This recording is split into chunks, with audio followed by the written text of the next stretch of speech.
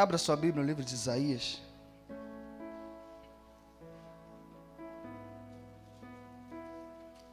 Eu achei que Deus tinha me dado uma palavra pesada demais para os obreiros, mas o pastor veio arrebentando com tudo aqui. Falei, glória a Deus. Quando o pastor bate, a gente sente mais vontade. Pior se ele trouxesse uma palavra que amacia vocês e depois vem eu com essa palavra. Falei, Senhor, vai usando ele e deixa o cadáver para a gente ressuscitar depois. Então ele deixou vocês aí quase agonizando para soprar o fôlego de vida de novo. Mas, obrigado, pastor, pela palavra. Eu recebi muito de Deus. E só me deixou mais forte para ministrar. Isaías, o capítulo 1.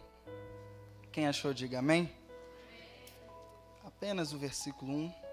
E não precisa murmurar, você já vai sentar. Eu sei que pesa, mas aguenta firme aí. O versículo 1 diz: no ano em que o rei Uzias morreu, eu vi o Senhor assentado num trono alto e exaltado, e a aba de suas vestes enchia o templo. No 3, leia conforme esteja na sua tradução, independente da tradução de quem esteja do seu lado. Vamos lá, 1, 2, 3. Ih, dormiu. Vamos lá, de novo. Você é líder. Isaías, capítulo 6, versículo 1.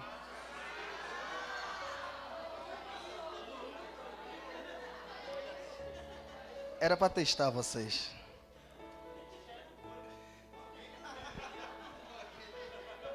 Era para ver se vocês estavam ligados. Isaías, capítulo 6, versículo 1. Acharam? Vamos lá. Vamos lá, só o pastor aqui está preparado. Vamos lá, 1, 2, 3 e...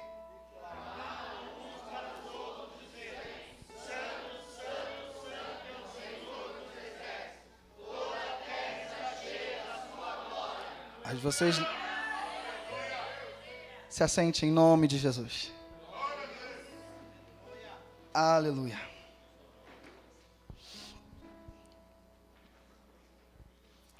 Estudando sobre o que tratar. Eu sou péssimo para mímica. Vai, diga. Você está funcionando? Ah, tá. Enquanto a gente está ouvindo. Vamos lá. Eles estão ali. Lá na igreja é da mesma coisa. Eles ficam assim, eu fico parado.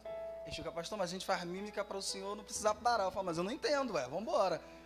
Fala, escreve no telão aqui, que alguém vai ver e vai me avisar. Mas por enquanto tá bom. Eu estava estudando a respeito do que se ministrar num discipulado para obreiros. No que se falar para líderes, para alguém que já foi selecionado por Deus, alguém que já foi chamado por Deus. Você ministrar uma palavra para a igreja, isso é fácil, é bom. Porém, ministrar para líderes é mais complicado. É mais complicado não pelo nível de palavra, mas pelo nível de entendimento. Então, eu tenho certeza que, da mesma forma que o Senhor me confrontou, na medida em que nós estávamos aqui nessa manhã, eu tenho certeza que o mesmo Deus que confronta é o mesmo Deus que levanta. A Bíblia diz que Ele mesmo faz a ferida e a ligará, ou seja, Ele faz a ferida e cura essa ferida. Ele tem a capacidade de nos ferir para nos despertar, mas Ele também tem a capacidade de nos curar para a gente continuar caminhando. Esse é o Deus que nós servimos. É um Deus que não deixa que a sua obra fique pela metade. Paulo vai dizer que aquele que começou, ele é fiel para completar até o fim. Então olha para o seu irmão e diga para ele, a sua obra não vai ficar pela metade. Hoje ele completa isso de uma vez por todas. Amém?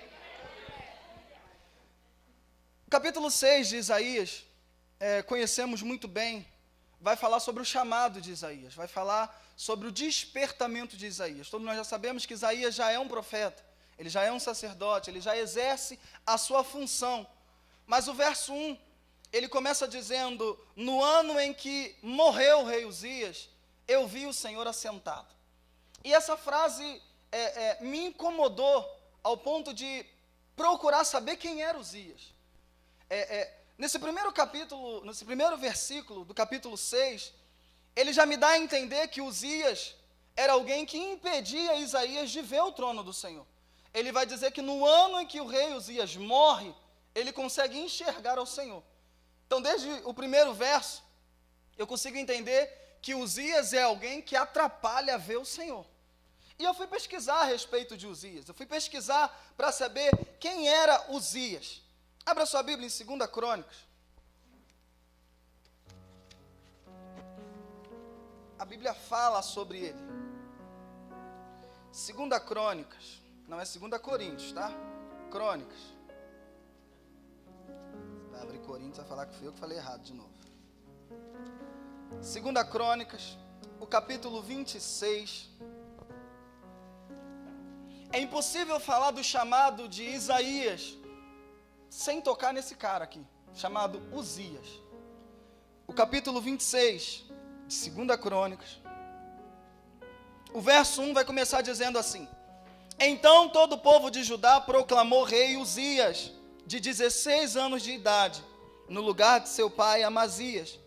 Foi ele quem reconquistou e reconstruiu a cidade de Elate para Judá, depois que Amazias descansou com os seus antepassados. Uzias tinha 16 anos de idade quando se tornou rei e reinou 52 anos em Jerusalém. Sua mãe era de Jerusalém e chamava-se Jecolias. Versículo 4. Ele fez o que o Senhor aprova, tal como seu pai Amazias, e buscou a Deus durante a vida de Zacarias, que o instruiu no temor de Deus. Enquanto buscou o Senhor, Deus o fez prosperar. O versículo 5. Enquanto buscou ao Senhor, Deus o fez prosperar. Uzias era o rei que entrou no lugar de seu pai, está reinando no lugar de seu pai. A Bíblia diz que ele tem um reinado de 52 anos. Ele está fazendo tudo o que o Senhor aprova, porque decidiu buscar ao Senhor. Uzias é a referência de alguém que reconstrói. Uzias é a referência de alguém que levanta. Uzias é alguém que restaura aquilo que se perdeu. O povo se desvia do propósito, o povo levanta outros altares, o povo perde alguns territórios, e Uzias está reconstruindo a cidade. Uzias está conquistando territórios. Uzias está levantando a cidade de novo, porque Uzias foi levantado por Deus para isso, para reconstruir. Um líder, uma direção, alguém que está à frente de um exército, alguém que está à frente de alguém, ele está ali para levantar muros, ele está ali para reconstruir cidades destruídas. E é essa a nossa chamada dentro do reino de Deus. Fomos selecionados, fomos consagrados, fomos chamados por Deus para reconstruir aqueles que se perderam, para levantar aqueles que caíram. Porém, a Bíblia vai deixar bem claro, enquanto ele buscava ao Senhor, Deus o fez prosperar. Olha para alguém, vê se ele está prosperando aí. Tá? Aí pergunta a ele, dentro da tua prosperidade, você está buscando ao Senhor? Hã? Uzias é alguém que prospera enquanto busca. Uzias é alguém que está avançando enquanto o Senhor é a sua prioridade. Mas o texto vai continuar dizendo. Vamos lá. Versículo 6. Ele saiu à guerra contra os filisteus e derrubou os muros de Gate, de Jabne e de Asdod. Depois reconstruiu cidades próximo a Asdod e em outros lugares do território filisteu. Deus o ajudou contra os filisteus, contra os árabes que viviam em Gurbaal e contra os meunitas. Versículo 8. Os amonitas pagavam tributos a Uzias, e a sua fama se estendeu até a fronteira do Egito, pois havia se tornado muito poderoso. Uzias construiu torres, fortificadas em Jerusalém, junto à porta de esquina, à porta do vale e no canto do muro. Versículo 10. Também construiu torres no deserto e cavou muitas cisternas, pois eles possuíam muitos rebanhos na Cefalá e na planície. Ele mantinha trabalhadores em seus campos e suas vinhas nas colinas e nas terras férteis, pois gostava de agricultura. Vamos lá, de olho na Bíblia, você é líder, tem que saber ler, vamos lá. Versículo 11. Uzias possuía um exército bem preparado, organizados em divisões de acordo com o número dos soldados, convocados pelo secretário Jeiel e pelo oficial Maacéias, sobre o comando de Ananias e um dos oficiais do rei. Versículo 12. O total dos chefes das famílias no comando dos homens do combate era de 2.600. Sobre o comando deles havia um exército de 307.500 homens, treinados para a guerra. Uma força poderosíssima que apoiava o rei contra os seus inimigos. Até o versículo 13, Uzias está preparando e equipando a sua cidade. Até aqui tudo está funcionando bem. Até aqui tudo está acontecendo. Ele está fortalecendo o seu povo, está mantendo o seu povo protegido, está mantendo a cidade de Jerusalém preparada, está restabelecendo a sua autoridade, está restabelecendo os seus campos, está trazendo prosperidade para o meio do povo. Por quê? Porque buscava ao Senhor. Talvez, se pudéssemos dizer qual é o segredo do chamado de Uzias, do reinado de Uzias, estaria no versículo 5. Enquanto buscou o Senhor, Deus o fez prosperar. Uzias está prosperando, Uzias está ganhando território, Uzias está se tornando famoso e poderoso, porque está buscando ao Senhor. Diga comigo, ele está buscando ao Senhor. Não, diga mais forte, ele está buscando ao Senhor. É por isso que ele está prosperando, é por isso que ele está avançando, é por isso que ele está ganhando guerra, porque ele está buscando ao Senhor. Mas o versículo 16 vai dizer assim: entretanto, depois que Uzias se tornou poderoso, o seu orgulho provocou a sua queda, e foi infiel ao Senhor, o seu Deus, e entrou no templo do Senhor para queimar incenso no altar de incenso. Esse é Uzias, alguém que cresce e se torna referência para muita gente. Mas o problema nunca foi a bênção do Senhor.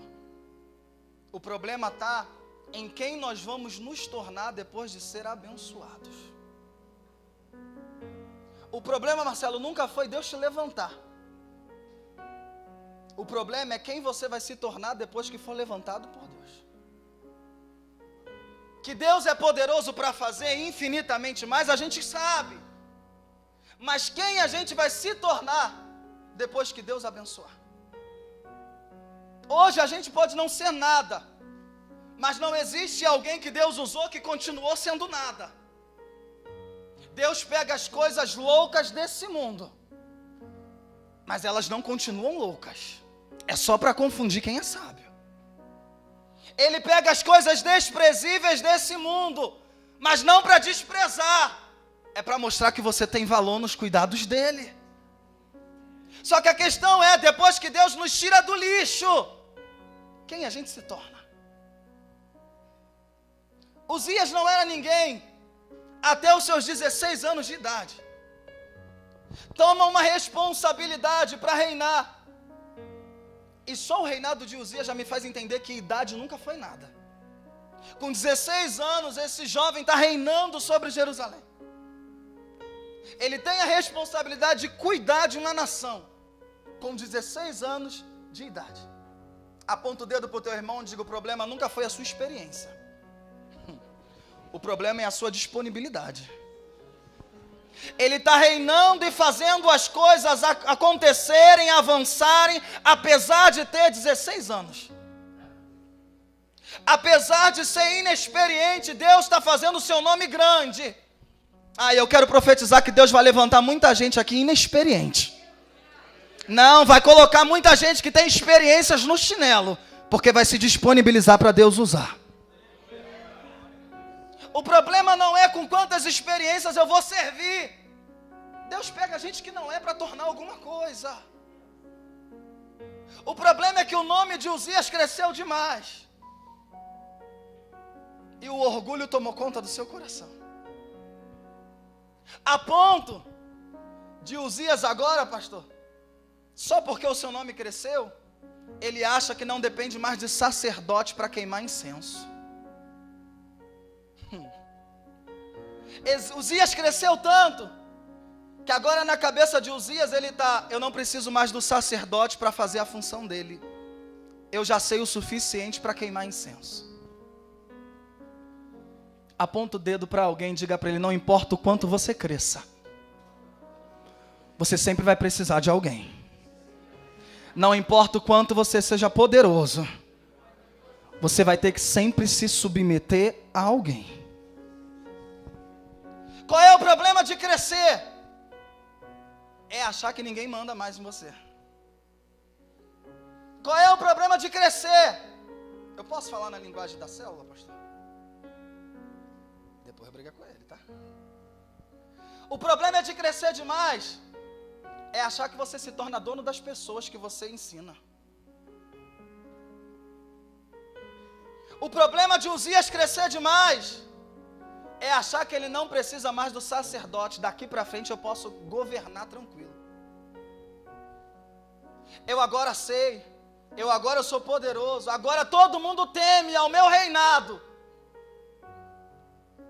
Agora eu posso entrar no sacerdote, eu posso entrar no lugar do santuário e fazer o trabalho do sacerdote. Ah, Uzias, se você continuasse buscando ao Senhor, a soberba não entrava no seu coração. Ah, Uzias, se você continuasse buscando ao Senhor, a humildade seria a marca do seu chamado. Qual é o problema de Uzias? É achar que Israel está de pé por causa da força que ele tem. Qual é o problema agora do reinado de Uzias? É achar que só porque manda no trono pode mandar dentro do santuário.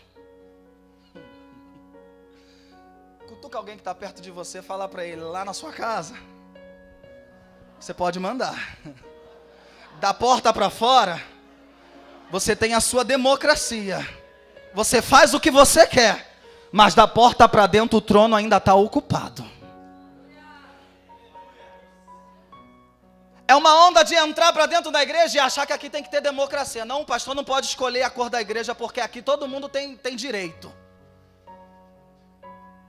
Ah, Uzias, você está muito enganado.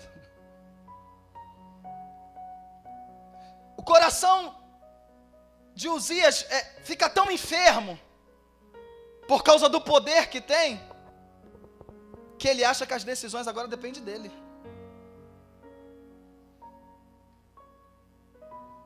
O coração está tão enfermo que ele acha agora que não precisa mais respeitar o espaço de ninguém. O coração está tão enfermo que ele acha que pode entrar no ministério e ultrapassar qualquer um, pisar em cima de qualquer um, porque se tornou poderoso demais. Eu agora faço, eu agora tenho, eu agora sou, eu agora não preciso de mais ninguém. A soberba entra, o orgulho entra no coração de Uzias. E ele não precisou pecar lá fora. Ele não precisou cair em adultério. Ele não precisou ser dominado pelo dinheiro. Não, o problema de Uzias era poder. O poder que Uzias recebeu no seu reinado causou a sua queda. Bate no ombro de alguém e fala para ele: cuidado quando você começar a crescer. O seu crescimento pode causar a sua destruição.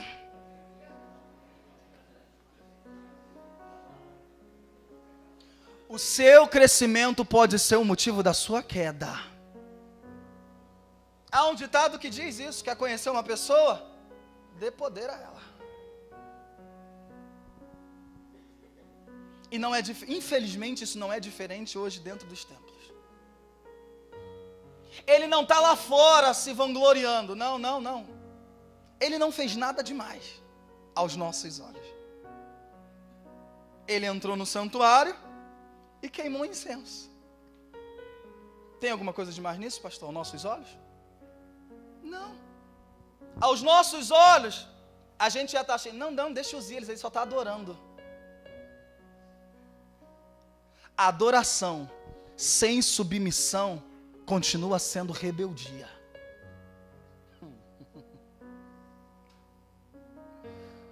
A adoração sem submissão continua sendo rebeldia. A prova disso? Saul. Eu adorei que o Senhor tocou no nome dele aqui. Saul. Deus dá uma ordem para Saul dizendo, vai lá e destrói tudo. Eu não quero nada. Saul vai. Vamos lá? Samuel. Ah, Jesus. Culpa do pastor, hein? Eu estava descartando Saul da pregação, pastor, quando o Senhor falou no nome dele. 1 Samuel, capítulo 15. É o retiro de obreiros, né? Amém ou não amém? Ou você já desistiu? Só está esperando terminar para conversar com o pastor. Então hoje a gente vai ler bastante, né? Tem até 6 horas, né? Vai alguém pregar depois de mim? Ainda tem alguém que vai pregar? Oh, meu Deus. Irmão, me perdoe, você que vai pregar. Em 5 minutos Deus usa.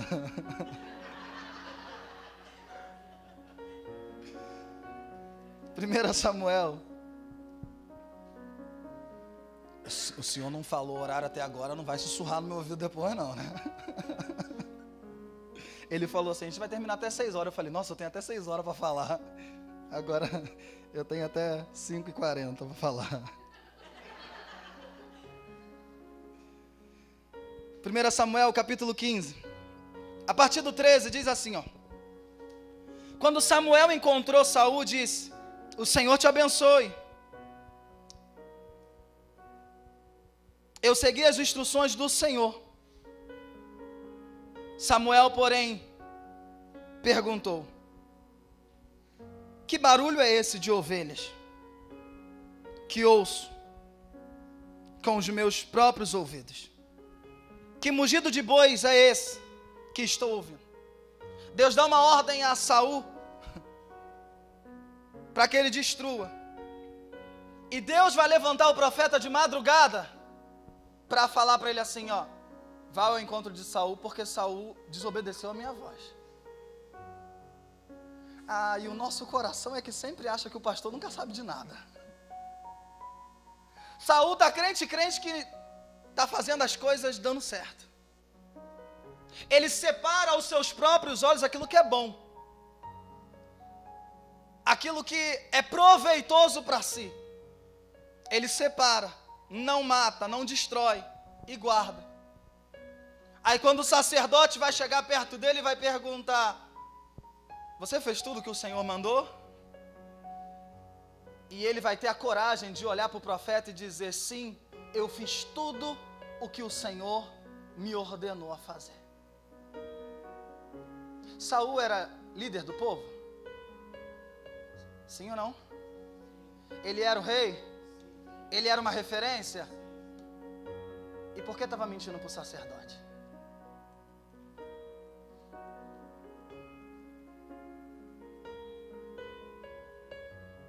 Ele tem a oportunidade já de se arrepender, mas ele continua ocultando o seu pecado. Fiz tudo o que o Senhor me ordenou. Aí Deus vai catucar lá os carneiros. Enquanto ele mente, Deus catuca os boi. Aquilo que ele esconde começa a fazer barulho. Catuca teu irmão, fala para ele, você não escondeu nada de ninguém não, né? Você precisa entender uma coisa. Se você é profeta, Deus vai te tratar como profeta. Se você é filho, Deus vai te tratar como filho. Mas se você se torna rebelde, Deus vai te tratar como rebelde.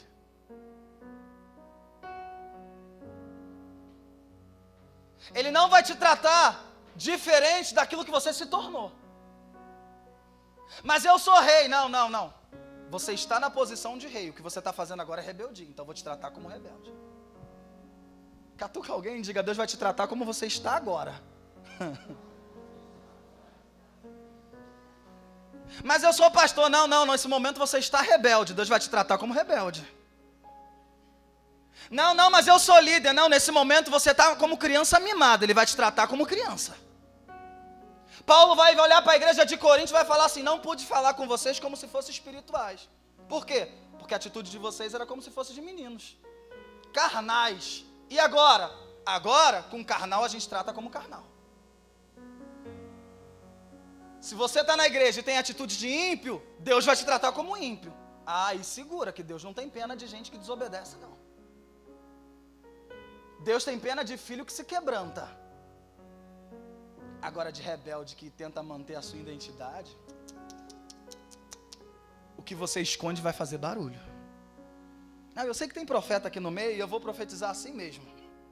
Deus vai fazer alguns barulhos aí para as pessoas que estão mentindo serem desmascaradas. Não, tá fraco demais isso.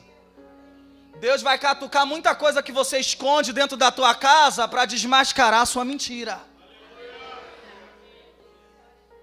É que diante do altar, diante do sacerdote, sim, fizemos tudo o que o Senhor mandou. Mas o mesmo Deus que se apresenta diante de um profeta é o mesmo Deus que está lá no seu pecado escondido. Talvez a igreja não viu, mas Deus não fechou os olhos para o seu pecado.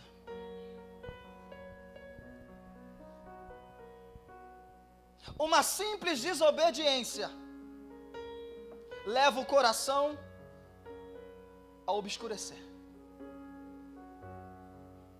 O poder que Uzias tem o corrompe. A desobediência de Saul o corrompe, ao ponto de não ter mais temor de quem o selecionou para o ministério. Qual é o problema de crescer? Foi falado aqui. Até agora eu não estou falando nada diferente do que já foi ministrado. O problema de crescer é achar que a gente não precisa mais se humilhar a ninguém. A gente passa um tempo na igreja ministrando, a gente cresce um pouco espiritualmente, aí a gente começa a dizer assim: eu sou crente, mas não sou bobo. Sou crente, mas não sou besta. Mexe com todo mundo, mas não mexe comigo não. Você não é crente, você está endemoniado e não sabe disso. Você só está sentado no trono, mas continua um demônio dentro de você governando a tua vida. É diferente do que esse cara está fazendo? O profeta está diante dele falando: você fez o que o Senhor mandou? Ele está: fiz. Aí o anjo vai falar: seu sem vergonha. Aí catuca lá. Aí o profeta vai virar para ele e falar: que barulho é esse? Se você obedeceu, por que os animais estão gritando?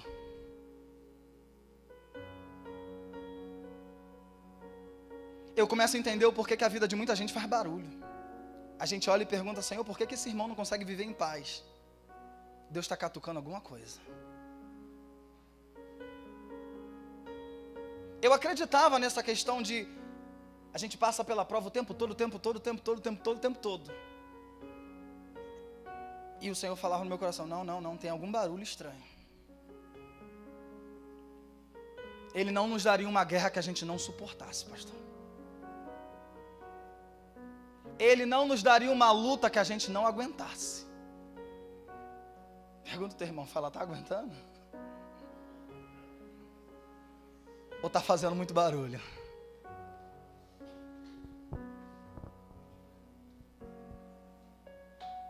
Versículo 15. Respondeu Saul: os soldados trouxeram dos amalequitas. Eles pouparam o melhor das ovelhas e dos bois para sacrificarem ao Senhor, o teu Deus, mas destruímos totalmente o restante. Qual era a ordem de Deus para esse cara? Destrói tudo. Quando ele é confrontado pelo seu pecado, ele vai olhar e falar: foi os soldados, eles que trouxeram, e trouxeram para sacrificar o teu Deus. A capacidade que tem de botar a culpa no outro e dizer que era para transformar em adoração. Quando Deus olha para a gente e fala assim, ó: sai dessa casa, que essa casa não é lugar para você estar. Aí a gente olha e fala: não, mas a gente está orando ao Senhor. Qual é a ordem de Deus? Saia. Aí a gente transforma em adoração um ambiente onde Deus queria uma destruição. Tem casa que a gente insiste em ficar dentro e Deus está falando assim, ó: sai de lá. Aí a gente quer levar a bênção e Deus está falando: não, não, aqui só tem correção, sai daqui. Eu estou falando porque a gente trabalha com famílias. Certa vez me imploraram para orar por alguém que estava no hospital.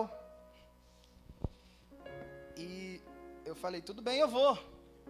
Mas se Deus mandar, vou orar primeiro. E Deus falou assim: não vai. Porque ali não é enfermidade do homem, é da minha parte. E eu falei: mas tadinho,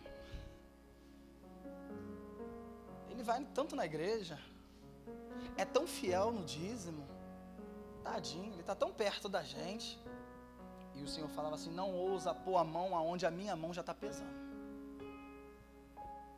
E eu teimei.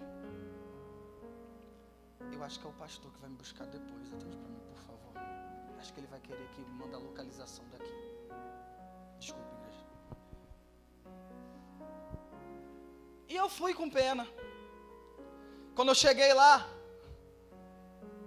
eu vi um estado que o ser humano se encontrava. E a voz do Senhor foi tão forte naquele quarto de hospital, que Deus falava assim, ó: se pôr a mão, você vai ficar como ele está.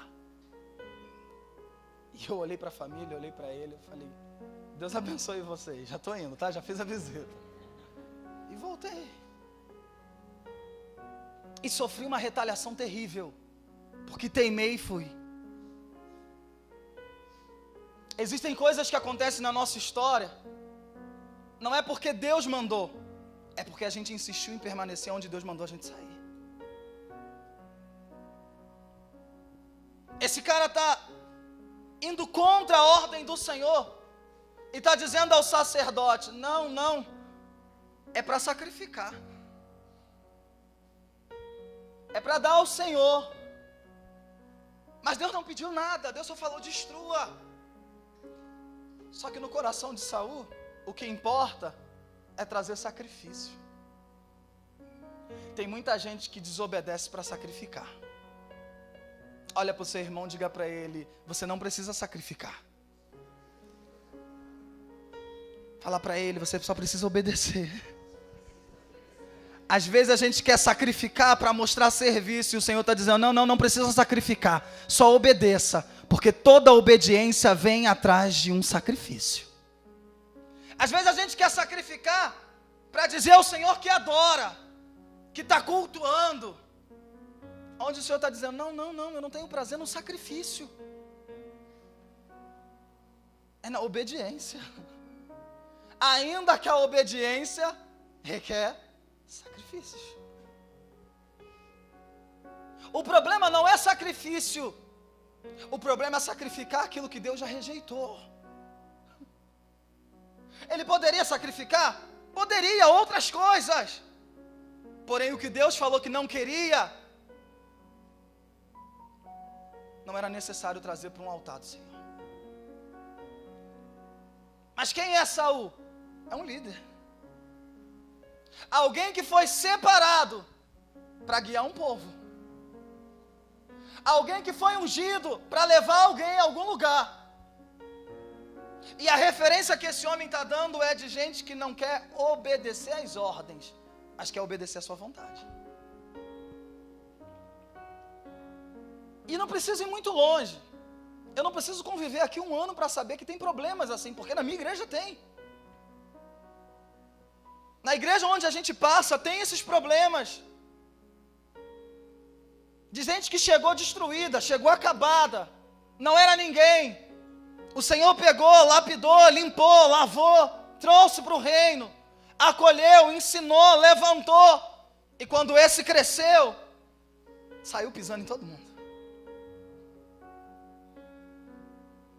Olha para quem está perto de você, diga para ele, nunca esqueça de onde você saiu. Fala para ele, nunca esqueça quem te levantou alguma coisa. Não, hoje você tem mãos que te ajudam a guerrear, mas alguém te levantou quando você estava caído. Não esqueça disso. Hoje se tornou alguma coisa, não se submete mais. Ninguém entende o meu chamado. Não, nem você, está entendendo. O pastor não entende a visão que Deus me deu. Ei, se você está nesse reino aqui e tem uma visão diferente desse reino, essa visão não veio de Deus. Deus não traz confusão no meio da onde Ele já estipulou uma visão. Catuca alguém e fala para ele, é melhor você sonhar com a visão da igreja. Antes que você durma e nunca mais acorde.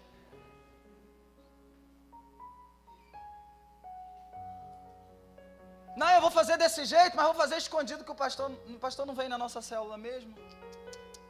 Melhor do que o pastor é o pastor das ovelhas que está lá no meio. Melhor do que o pastor da igreja é o pastor das ovelhas que está lá no meio. Deus sabe o quanto você podia trazer e você não trouxe. Aí na hora que o Senhor pergunta, fez o que eu mandei? Aí você vem diante do altar e fala, Senhor, eu tenho obedecido às tuas ordens. Qual o propósito da igreja? Não é unidade? Foi falado aqui também sobre isso. Não. Eu já fui da igreja em célula, vou falar com propriedade do que eu vivi. Não, mas se a minha célula se juntar com a célula de fulano, vai destruir aquilo que eu ensinei. Essa célula não vai muito à frente. Porque quem toma a direção daquilo que Deus governa, perde o controle uma hora. Eu já vi Deus destruir tantas lideranças só para mostrar que Ele não mandava em nada.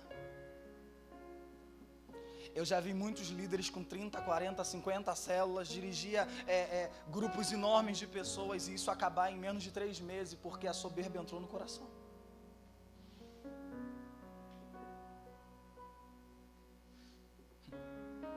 Cadê? Ainda bem que o Luciano saiu. Deixa eu falar. Ah, é, né? Vai lá ver o que o pastor quer. Eu vou falar mesmo assim. Não vai nem. Eu já fui líder de jovens.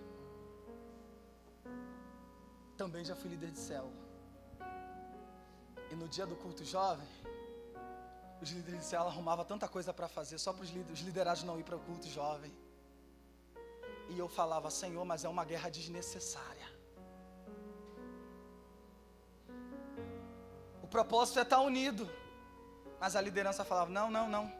Acabou o culto, já vamos inventar uma coisa para fazer para não ficar junto com o povo. Catuca alguém que está perto de você e fala, aqui não acontece não, só no Brasil. Só lá. E eu tenho que falar com o pastor, o porquê essa guerra? Se o propósito é reino. E eu comecei a entender que tem pessoas que não sabem o que é limites. Se você é líder de célula, meu amigo, entenda, a sua liderança está na célula.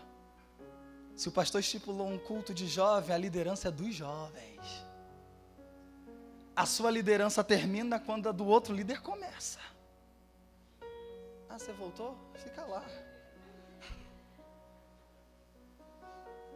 E era um jogo de puxa daqui, puxa dali. E quando a gente olhava para a juventude estava mais morta do que viva. Porque a referência que eles tinham é de que podia um líder falar mal do outro. O que podia era ter rivalidade dentro da igreja. O que podia ter indiferença dentro da igreja. E a gente marcava, às vezes, eu como líder de jovens, falava, Senhor, vamos fazer algo para os jovens estarem unidos, tal, que não sei o quê. Mas eu vi que o problema não era nos jovens. O problema estava na soberba do coração de alguns líderes, que achavam que as vidas pertenciam a eles e não ao reino.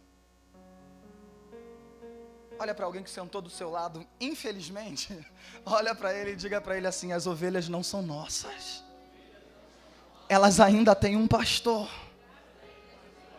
Toma cuidado, se você colocar uma cerquinha lá na tua cela, a hora que esse pastor gritar, essas ovelhas vão ouvir a voz do pastor e vão te abandonar sozinho. Aí depois você só não diga assim, ó, o povo tudo ingrato.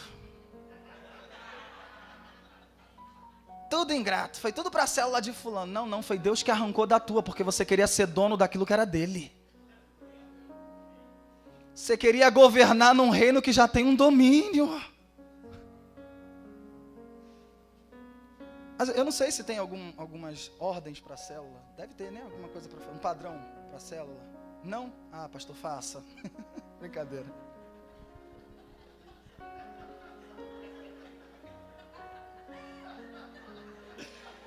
Deus me enviou do Brasil só para complicar a sua vida. Só isso. Pensa nesse caso, pastor. Mas creio que haja um padrão para cada célula. E na época que a gente liderava a célula, existiam estudos que eram liberados para os líderes. E o que eu via de líder mais antigo do que eu, chegava para mim e falava: você está dando o estudo que o pastor deu? Falava: sim. Mas ele já pregou isso na igreja. Você vai pregar isso meio de semana? Vou. Mas por quê? Você sabe tanta coisa mais do que esse estudo? Eu falava: mas o problema não é o saber, o problema é o obedecer. Então eu via que o saber de alguns, a experiência de alguns, tirava a submissão da obediência. E eu falei: Senhor, eu não quero me tornar igual.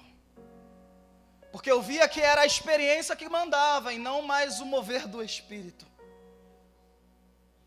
E a ponto de alguém chegar aí para mim e falar assim: ó, na célula não pode ter muita oração não, porque se os crentes começarem a falar em línguas, vai mudar o padrão. E eu falava: mas o padrão da célula é o que o reino estipular. Se Deus quiser batizar, Ele vai batizar até no banheiro.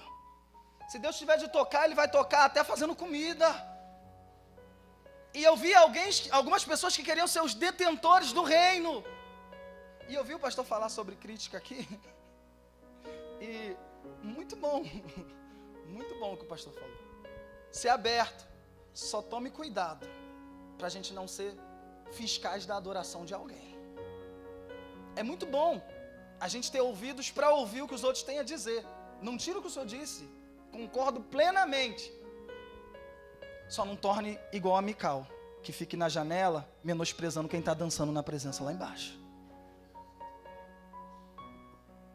Criticar não quer dizer você dar as suas ordens.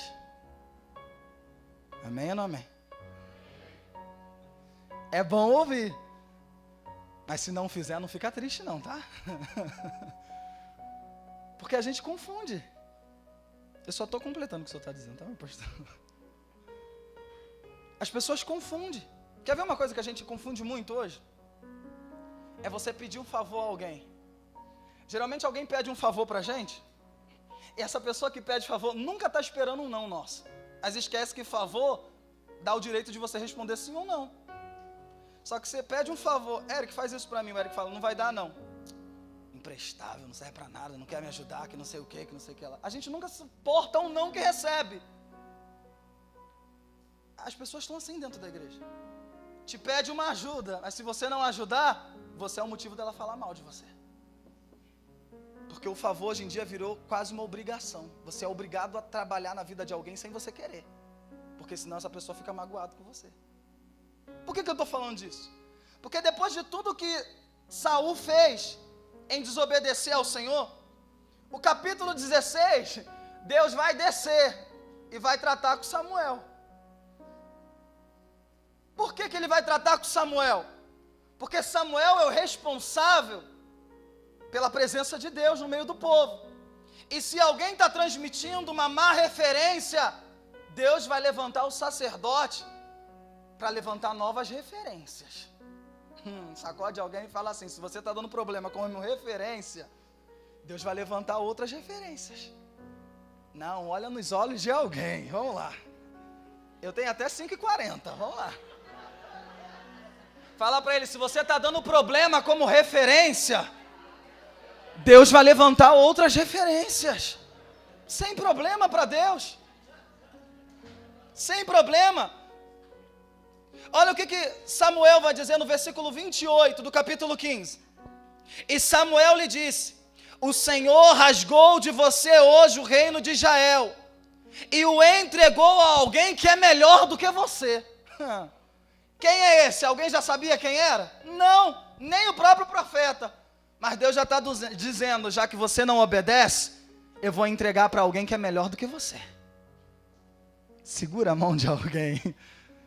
Eu não vou engolir sozinho essa mensagem, não. Segura a mão de alguém. Fala para ele: se você não quiser obedecer, fala: tem alguém melhor chegando aí. Fala: talvez não é nem membro dessa igreja ainda, mas está chegando. É melhor você se segurar no seu lugar antes que ele te arranque de lá. Tem alguém ferido com a mensagem aqui? Hã? Você é líder ou não? Tem sala de criança lá em cima. Se quiser, a gente sobe. A gente fala sobre Davi e Golias para você.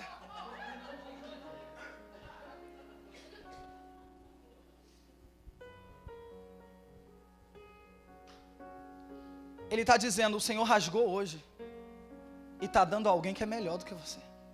O que Deus está dizendo para ele é: existem pessoas dispostas a me obedecer, ainda que ainda não tenha trono para sentar. Tem gente melhor que quer me obedecer, ainda que esses não tenham trono para sentar. Deus arranca ele do trono? Não. Vai fazer o que o pastor disse aqui. E agora? Agora vai governar sem presença. Deus vai dizer: já que você quer levantar o seu próprio altar, faça, mas a minha presença não está mais com você. Aí Deus vai descer para o profeta. Eu disse aqui: se a gente é rebelde, Deus vai tratar a gente como rebelde, mas se é profeta, Deus vai tratar como profeta.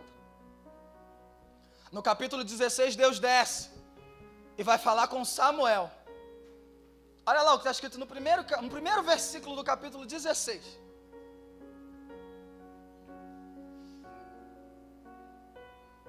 Abriu? Então vamos aqui mesmo. O primeiro versículo. E o Senhor disse a Samuel: até quando você terá dó de Saul, quando eu já o rejeitei como rei de Israel? Abriu aí, não? Abre aí a tradução de vocês para me ver. O capítulo 16. A gente tem até 5h40, tranquilo. Fechou a Bíblia? Acabou a internet? O que houve? Abriu? Vamos lá. Essa tradução aqui é bem melhor, vamos lá. E o Senhor disse a Samuel: até quando você irá se entristecer por causa de Saul? Eu o rejeitei como rei de Israel. Encha um chifre com óleo e vá a Belém. Algumas traduções vão dizer assim, ó: encha o teu vaso de azeite e vá. Deus agora desce para tratar com o sacerdote e vai dizer para ele assim, ó: até quando você vai ficar com pena de gente que eu já rejeitei há muito tempo? Essa palavra até quando, pastora, é muito forte ao meu coração. Que a gente só fala essa palavra quando a gente não suporta mais esperar.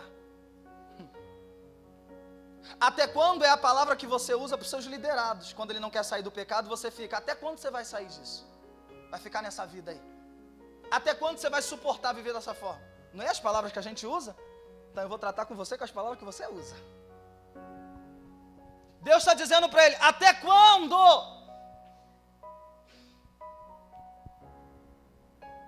Vai esperar mais o que acontecer para você entender que quem rejeitou ele fui eu. O que Deus está dizendo para Samuel é: se eu não suportei, por que você está tendo pena? Por que você está com dó de tirar alguém, quando eu já tirei há muito tempo? A compaixão de Samuel para Saul faz com que Samuel se torne o mesmo coração. Fique com pena e deixa lá. Porque se Deus já disse para ele, eu rasguei o reino dele, já era para Samuel estar orando e dizendo para Deus, então me mostra outro rei. Já era para você estar orando e pedindo ao Senhor, Senhor, me mostra outra casa, já que essa não quer a tua presença. Já era para você estar orando e dizendo, Senhor, me envia outras pessoas, já que essas estão rejeitando o Senhor.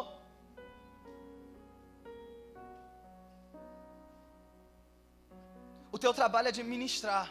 O de convencer continua sendo do Espírito Santo de Deus.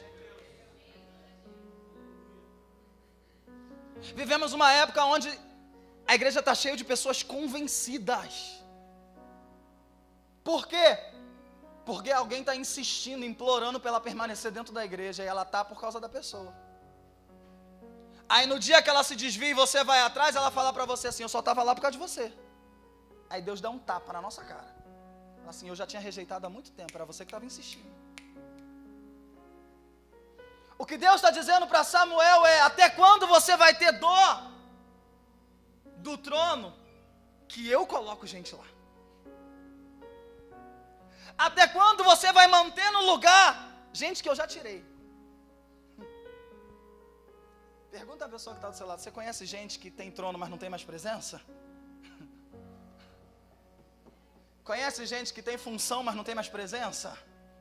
Conhece gente que ministra, mas não tem mais a unção de Deus? Conhece gente que canta, mas não tem mais a unção de Deus? É Deus dizendo, eu já rejeitei. E Deus nunca precisa tirar do trono para mostrar que Ele não quer mais. Deus está tratando com profetas. E eu creio que aqui líderes se tornam profetas de Deus. Amém ou não amém? Porque se você é um líder, se você tem uma direção de Deus, você precisa ser boca de Deus para alguém. E se você é boca de Deus para alguém, você precisa ter a responsabilidade de obedecer todos os mandamentos do Senhor. Aí fica, eu não entendo por que o pastor só cobra a mim. A ficha ainda não caiu, vai cair hoje, é porque você é líder. Se ele não fosse cobrar de você, você continuava como ovelha, só. Ou como visitante, né? Que era melhor ainda.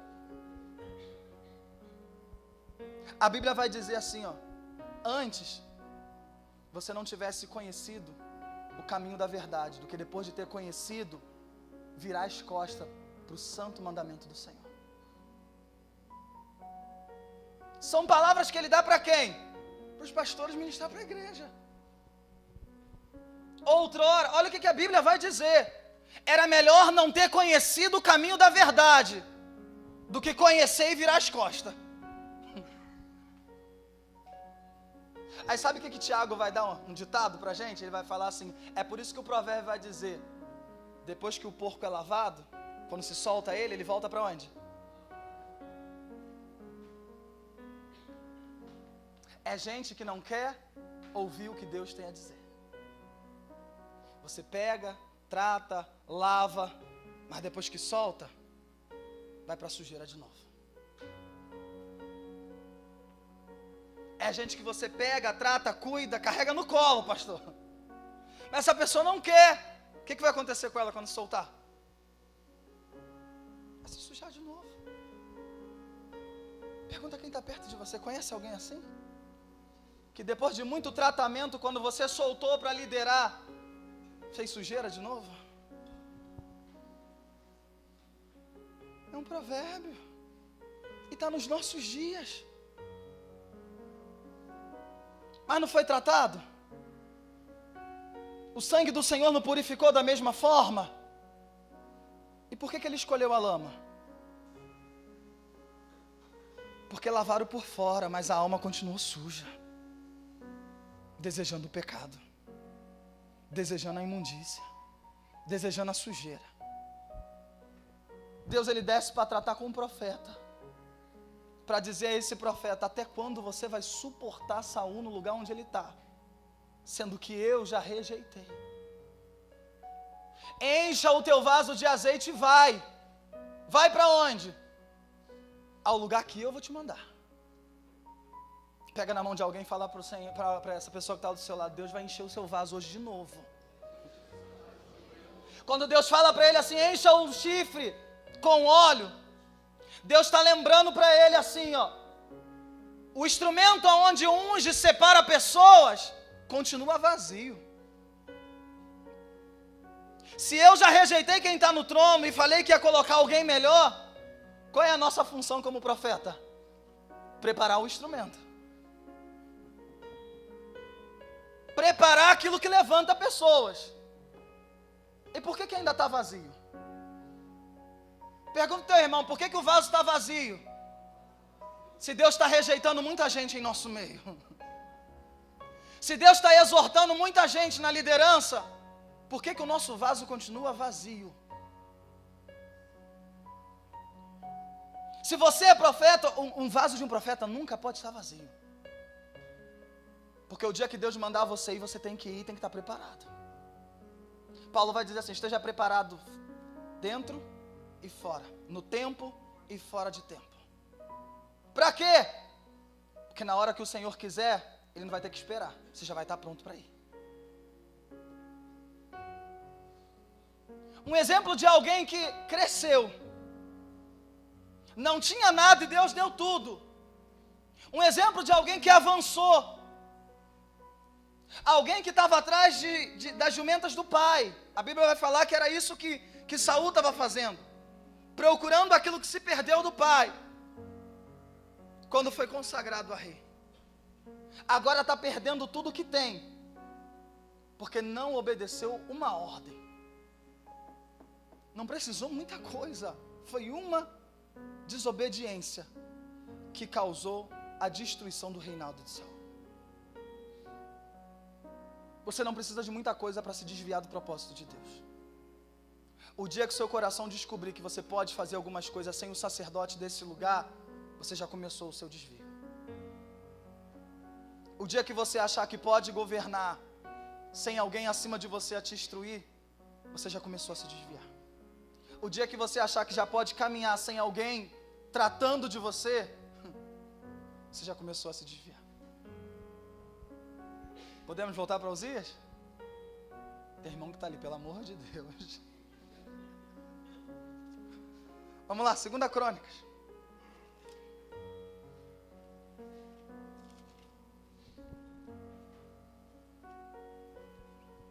Uzias entra no